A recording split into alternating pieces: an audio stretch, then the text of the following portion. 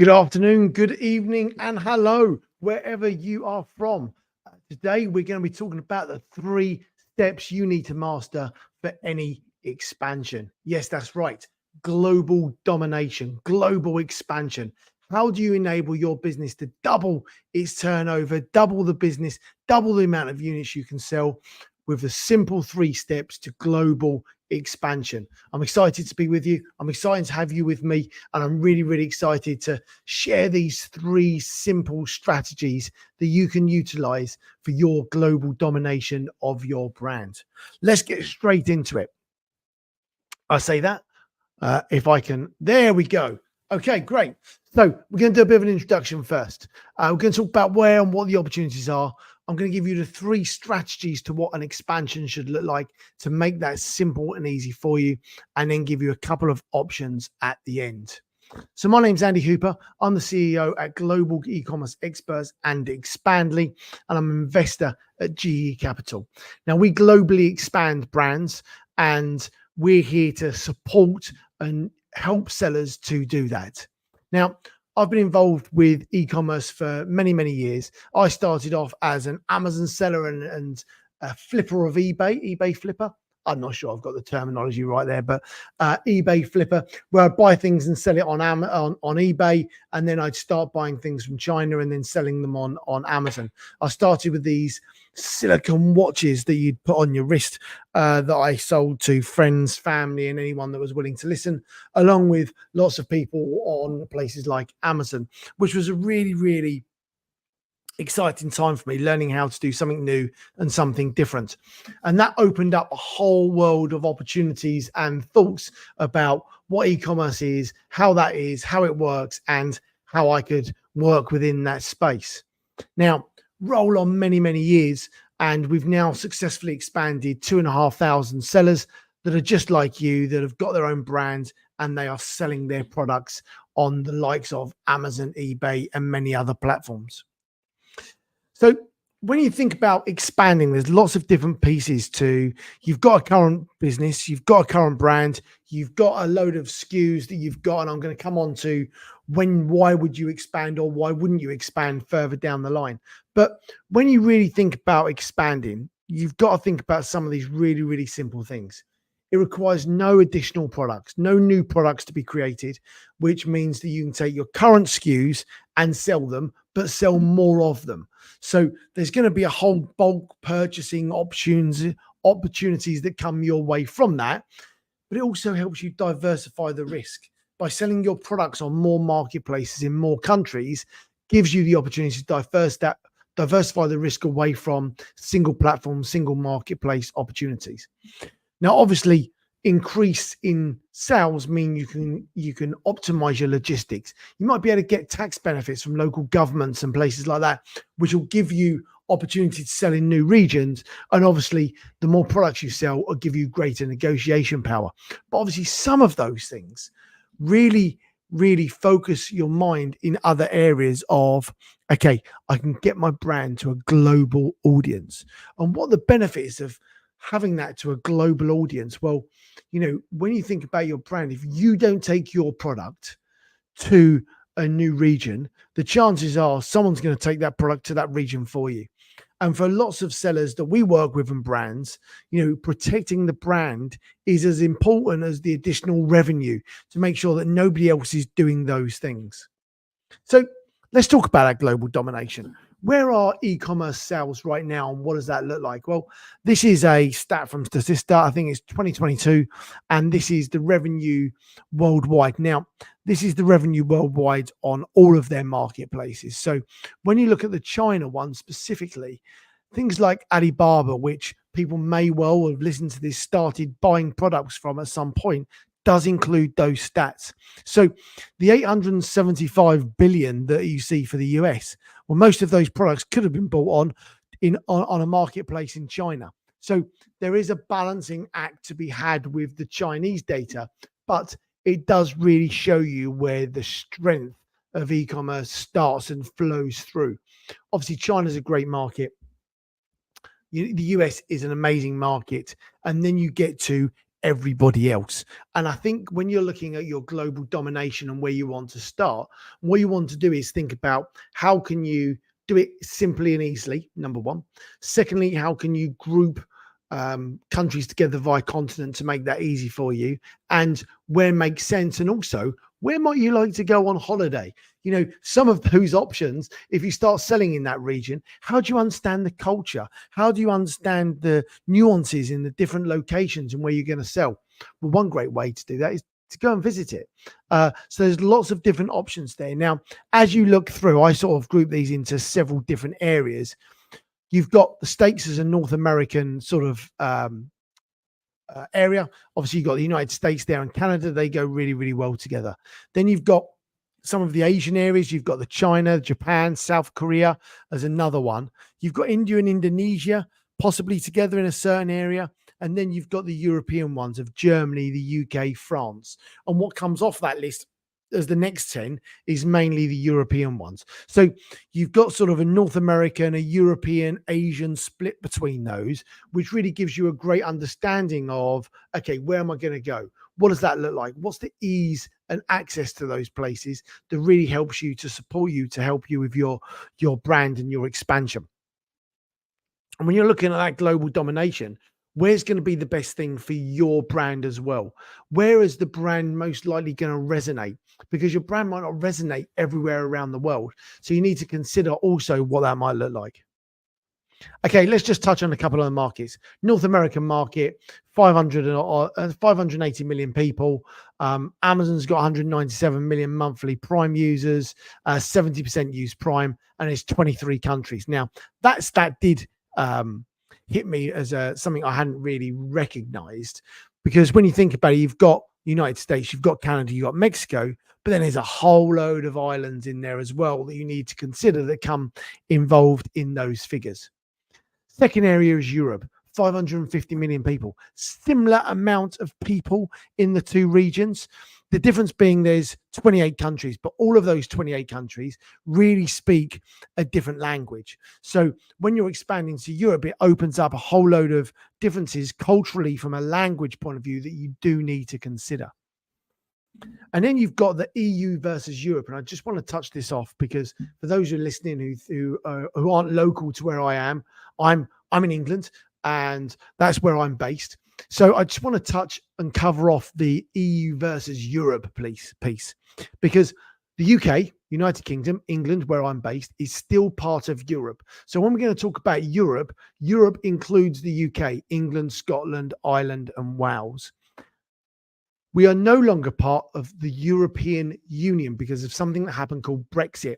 What that means is that we're no longer part of the customs agreements, the free movement of goods and trade that we once had with Europe. Now, there's a few differences that come with that. So we're part of Europe, but we're no longer part of the European Union. But overall, there's still the ability to sell throughout Europe, including the UK. All right. So here's some of the reasons that sellers do expand. And obviously, some of these are going to be pretty obvious. I think the first one is market growth, being able to grow your brand and get your brand to more people. You know, the more people that buy your brand, the more people that recognize your brand, the more globally your reach, the bigger brand domination you're going to be able to have, and therefore protection of that brand. Second thing is the diversification. By selling on more marketplaces in more countries, you're reducing the risk of having the slap by one of the marketplaces or by one of the platforms or one of the social content platforms. Because what you want to be able to do is make sure that your products can be sold in lots of different places to minimize the risk of the stock being shut down or shut off. Next thing, it gives you new customers. The ability to have more customers in more regions gives you much more flexibility. Now, part of the advantage of expanding is you don't need any new products. Well, the advantage of once you have expanded to all those locations, when you do create a new product, is you've got more customers to sell that product to if you've got the ability to communicate effectively with them. I mean, the competitive advantage piece, I mean, I think that comes without say in as far as you've got a bigger brand. bigger say. You're going to be able to get bigger bulk deals. You're going to be able to get much better strategic partnerships with bigger brands. You know, if you're working on different marketplaces, it's going to give you more say if you've got much more sales and more people in other countries. Technology and infrastructure enables that to happen. You know, if you are selling on the likes of Amazon, you can sell in 24 countries overnight practically with using one marketplace. Same with eBay. You know, the ability to be able to expand your brand to all of these new countries using the same software to enable that is magic. You know, if you're currently using that, that is a massive opportunity that you shouldn't diversify away from. You've got the economies of scale. We talked about that bulk buying. You know, if you are going to get, you know, discount by ordering more minimum order quantities, then, you know, shipping those to 2 different locations or 5 different locations means that you've got much better buying power with your manufacturer, which means you're going to get your products cheaper. So your cost of goods is going to come down, which is a massive factor in supporting your profitability of your business. Seasonal variability. I love this one. You know, you've got the northern and southern hemisphere. If you've got a seasonal product, let's say it's a summer product, the great news is that it's summer somewhere else in the world. So if you're selling in the northern hemisphere and you're selling that product April to October and it's a seasonal summer product, the great news is if you flip that and sell that down under, what you're going to be able to do is sell that in the opposite times of the year from September through to March. That's going to give you much bigger opportunity to get your minimum order quantities down, as a great example, but give you that flow of stock out of your manufacturer to those other parts of the world. And I think that is one of the really big things that a lot of the sellers we work with see as really powerful. Brand recognition, we've talked about that a lot. You know, being able to get your brand into other countries so that somebody else doesn't is really key. You've got the regulatory opportunities. You know, where is a similar regime, if you like, to where you're currently selling, and how easy is it to make sure you've mastered product compliance? Is there tax incentives, trade agreements that enable those products to be sold easily? Will you be able to set up a company there easy, or do you even need to set a company up? How will the local government in those regions support your brand and actually growing and taking your business overseas? So there's lots of amazing things you can do that have reasons why you should expand. But obviously there's reasons why people don't expand. So I think one of the big ones is resource constraints. So if you are not big enough to be able to expand, that's going to become difficult. And what I mean by resources is there's several parts to resources. Oh, the light's gone out in the office. Let's give that a little whirl. So, you know, I think there's different ways of looking at resources. I think the number one resource is cash, time, and staffing. So depending on where you are in your actual journey is going to depend on whether expansion is actually right for you or not. You need to make sure you've got the resources to be able to do it. And obviously there's different resources. If you've got more time but less cash, then you'll have to invest more time to make it happen and learn as you go. If you have got the cash but you don't have the people, well, then you need to outsource to the right people in the right place to enable that to happen. If you have got time, a cash, and people, well, the world is your oyster to that expansion. I think some of the reasons they don't expand, great one, is the cultural and language barriers. You need to make sure that your brand is the right fit and culture for that brand. No, your brand is the right fit for that culture. And when you're selling in new languages, you might need to translate your products. Might need to translate your instruction manuals. You might need to translate your app. You might need to and so on. So there's lots of different things to consider. Obviously, then you've got the logistics. How do you get stock into that region? How do you get the stock direct to consumer? How do you do the returns? So there's lots of things there that people need to consider. You've got the compliance, the business compliance and the product compliance. I mean, that can seem like a headache just in itself. So you need to consider what that looks like. Payment, how do you get paid in another country?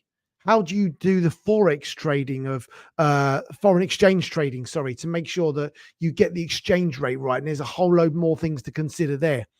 Keeping the brand consistent. You know, if you've got it selling in one marketplace, one region, how do you make sure that the brand comes across in exactly the way you want it to come across in those other regions as well? And if it does come across in that way, will that be offensive anyway, or will that be okay? Competition risks. I see this as an advantage in as far as, you don't want your competition to expand their brand rather than you, but also opening up to new new countries also gives you the thought process that actually, if you are opening up in those new countries, how much competition is there? How much will you sell? Who's already there? Who isn't already there? And so on. And then you've got to consider the geopolitical piece. If there's some rebels in the Red Sea that don't want ships and containers to go through the Red Sea, how do they go through? What effect will that have? What political decisions are being made in that country that affect how your brand will sell and whether it won't sell? So you do need to consider the stability of that region. And then you've got the technology and infrastructure limitations of, if you want to sell, let's take Australia as a great example, you've got an amazing opportunity to sell, let's say on Amazon in Australia, but the country is so vast from an infrastructure point of view that actually getting next day delivery to the majority of people in Oz is really, really difficult. So you've got to think about what that looks like and how you might alter that in different places. And then what technology is there you could use that, I've got to expand to a new country. I'm going to need more software. I'm going to need. All of those things come across as really, really difficult. Well, here's the great news. So the great news is we've expanded 2,500 sellers in typically North American sellers into Europe. And what that did was help us to develop a structure, a pathway, a success pathway for people that want to expand.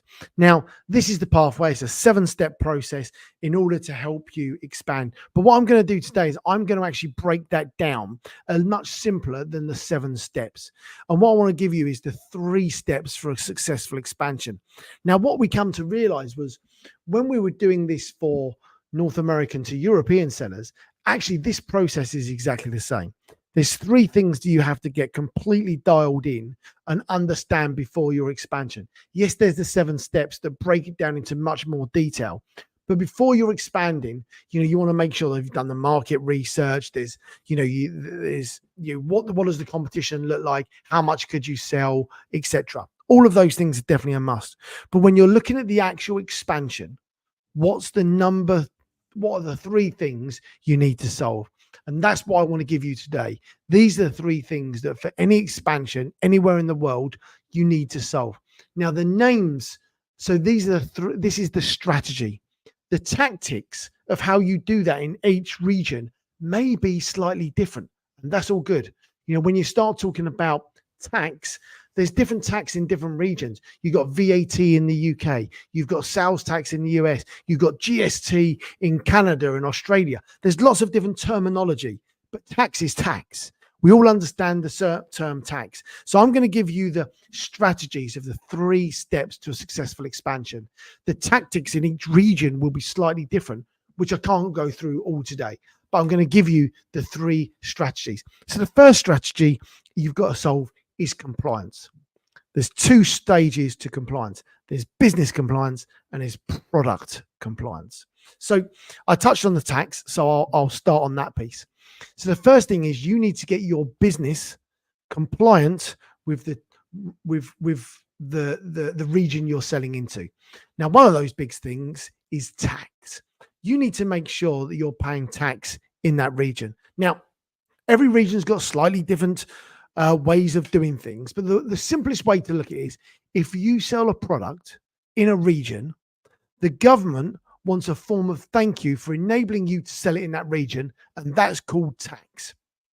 Now, there's different ways of doing things, whether you set up entities, whether you register for VAT in new regions. There's lots of different ways of doing it. Typically, the way we recommend is you stick with your entity that you've got, and then you expand with that entity. And what you do is you register for, in the UK, for example, you register for VAT, value added tax in that region. You can do the same in Australia and Canada. You register for your business you've already got for tax in those regions, which enables you to pay tax, say thank you to the government for enabling you to sell those products in those regions. Now, that tax piece is absolutely crucial. There's lots of different things to consider, but you need to make sure you understand the regime of tax in that area or work with a partner that does.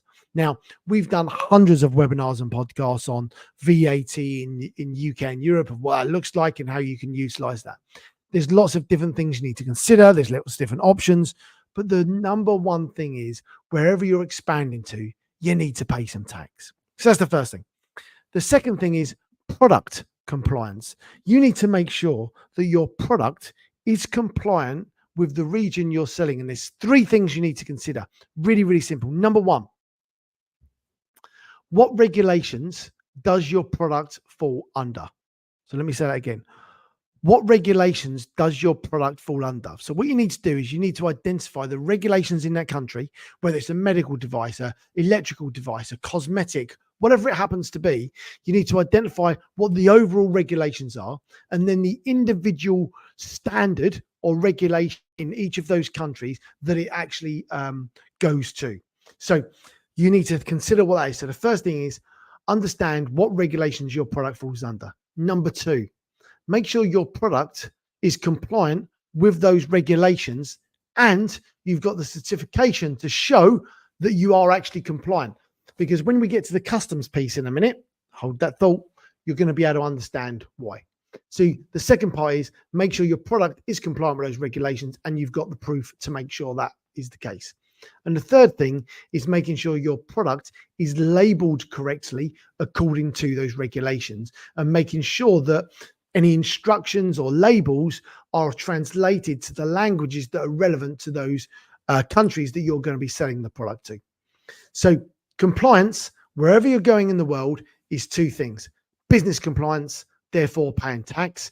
And the second one is making sure the product is compliant with the regulations so that you can sell them. Okay. And in fact, I had a slide on it all along. So a couple of things I missed on the business side there is intellectual property. Do you need trademarks? You need to consider that.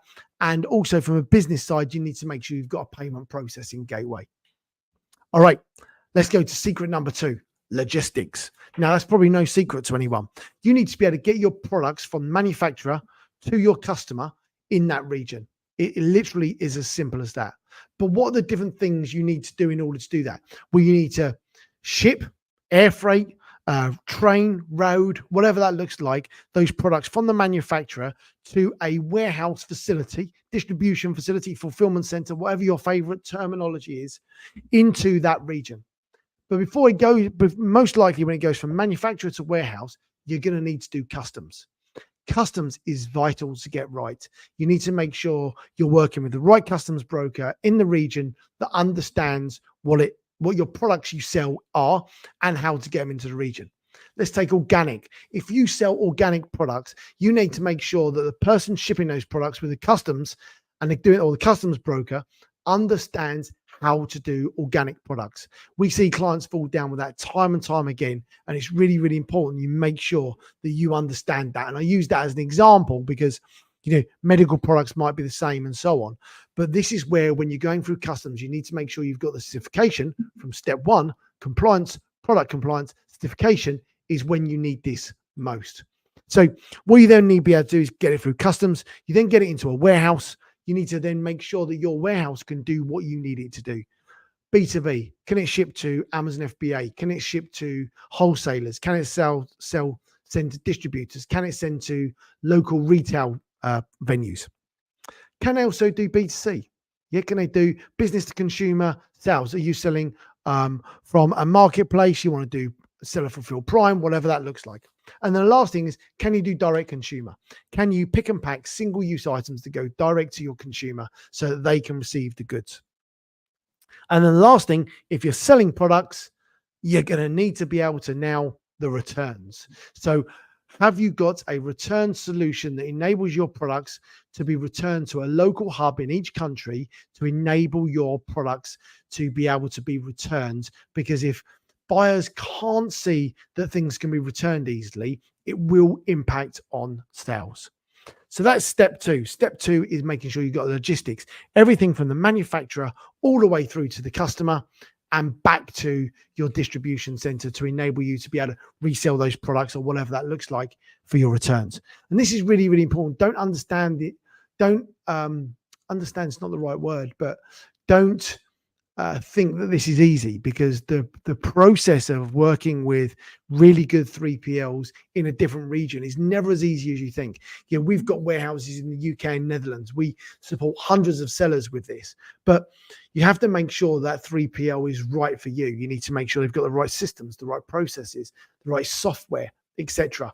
So you need to make sure that you've got the ability to work with the right partner for you. And this is a really, really tough decision. So you've got to make sure you're really, really nailing this wherever you are in the world. And the third one is online distribution. So what marketplaces are you going to sell your products? Which platforms are going to be right to sell them on? Do you need an omni-channel approach? Now, what I would say is that for virtually every single seller, the omni-channel approach when you're expanding is not something you do on day one. If you are already selling on Amazon, for example, then just expand on Amazon. Get that piece done. But let's take Europe as a great example.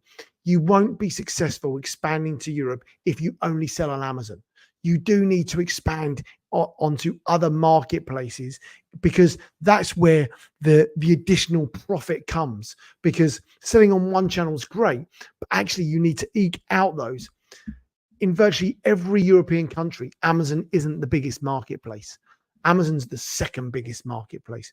So you're missing a massive opportunity if you're not selling on other platforms. Obviously, other things you need to consider is the translations and where you're going to sell. So you need to identify the countries you want to sell, what's right for the brand, what's not, but identify what those marketplaces are and have the right software to enable that to happen. Because what you don't want is 20 pieces of software, 20 marketplaces. It becomes a real headache. So you really need to work and focus on actually, how am I going to distribute this online distribution and how am I going to make that happen? So they're the three things you need to consider. Make sure you've got the compliance dialed in, both for your business and your products. You need to make sure you've got a logistics solution that enables everything from the manufacturer all the way through to your customer and back. And then thirdly, you need to make sure you've got your online distribution network solved so you can sell your products. And it's not all of them on day one, but that's by building out a strategy in order to make that happen. So what I want to touch on very briefly is this is our services and how we operate, but this really is the three core things separated. So if you look at these things, you've got to make sure you've got the product labeling. You need an address locally. You need to do your tax. You need to set up a marketplace. You need to ship. You need to get through customs. You get in a warehouse. You fulfill your products. You return. You need technology to enable the omni-channel approach, and then you need to optimize what you're doing. But for me, that is the process. That's what you need to go through as a way of working with expansion. That is the expansion blueprint, if you like. Now, if you expand into Europe, yes, we'd love to help you, and we can help you all with all of those global e-commerce experts. That's what we do. And Expandly is our own proprietary software that enables the omni-channel listing management team. So I just want to touch very briefly here on getting you into our cohort, if you like. Our vision is to globally expand brands. That's my vision for the business. That's our vision's dream. We want to globally expand brands. So that's what we're looking to do. If you're listening to this and you want to globally expand your brand, you're in the right place. Our mission is to change the way the world expands their business. If you are a huge, large organization, expanding your business is very straightforward. There are many, many thousands of people that would do that for vast sums of money, but there are also many, many logistics providers and companies that will do large businesses. We're on a mission to make that much simpler, much better for the world of SMEs. We want to change the way the world expands their business, and we're doing that through our through our proprietary software, and I'll explain more about that. But what I'd invite you to do, this is my only ask for today, is that if you want your product globally dominate, and join the Expanders. It's a tribe of entrepreneurs that want to globally dominate. I'm going to be leading that. It's new, and I want my brand to globally dominate. I'd love to talk to other entrepreneurs that want their business to globally dominate, because together we can globally dominate. Okay, so you've got two options. First one is you can do nothing and forget all about it. The second one is you can do something. Now, if that's you, what you're going to be able to do is you need to consider whether you've got the costs and the resources to be able to do that. Because what you need to think about is how much is it going to cost and what are the resources to make that happen. And you need to decide what that looks like.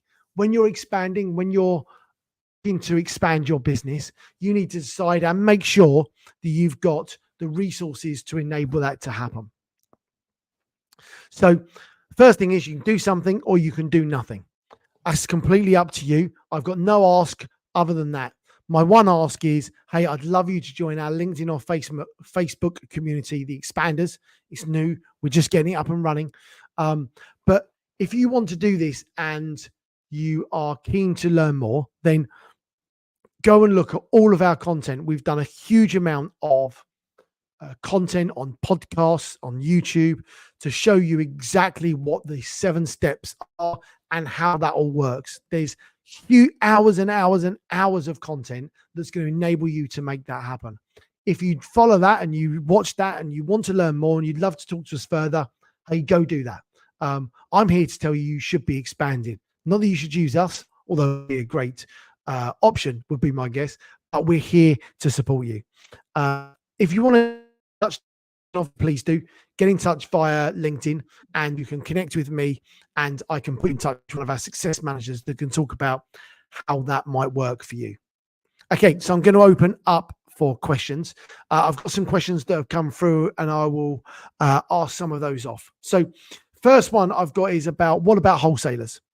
And I think this is a really, really good question because wholesalers are, a great opportunity for people expanding.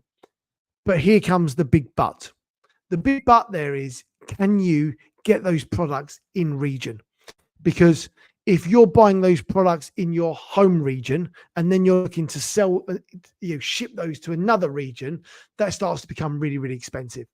The other thing is you need to think about the compliance of those products, because can you change the labeling on those products? Can you change what it says on it? Now, if you are working with a wholesaler and you can get those products in other countries, that's the way to do it. That's the best way to do it. But also, it might not be that you actually expand with the same brands. It might be you think, hey, I like the sound of this expansion. I'm very, very good at doing the wholesale. How do I wholesale with something similar, something different in a new region? So there could be other ways of doing those things. Another question, what about wholesalers expanding brands to resell? So yes, that's totally the case, but you need to consider your margins when you're doing that. Margins is the big thing that you need to consider to make sure there's enough profit in that to be able to make that work. And the key thing to think about is what that you should consider is the market research. You want to have a look at the market research. So if you've got something you're working with in your home and you want to expand with that, one thing you need to do is you need to work out, is anyone else selling it? How much are they selling it for? And what does the average price look like? And what are the costs to enable that to happen? So they're the things you need to consider.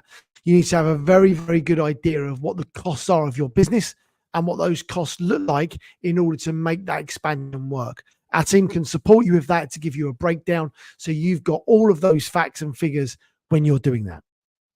Okay. If you want to get in contact with me, scan this. That'll take you through to my LinkedIn. I'd love to talk to you further. But apart from that, I'd like to thank you for attending. Thank you for showing up. Thank you for thinking about expanding. Expanding is a great opportunity. It won't be right for everyone, but it is for those that want their brand to be. My name's Andy Hooper. I'm the CEO of Global E-Commerce Experts and Expandly, and we're here to globally expand brands. Thank you very much for your time, and I look forward to seeing you on our next webinar next week.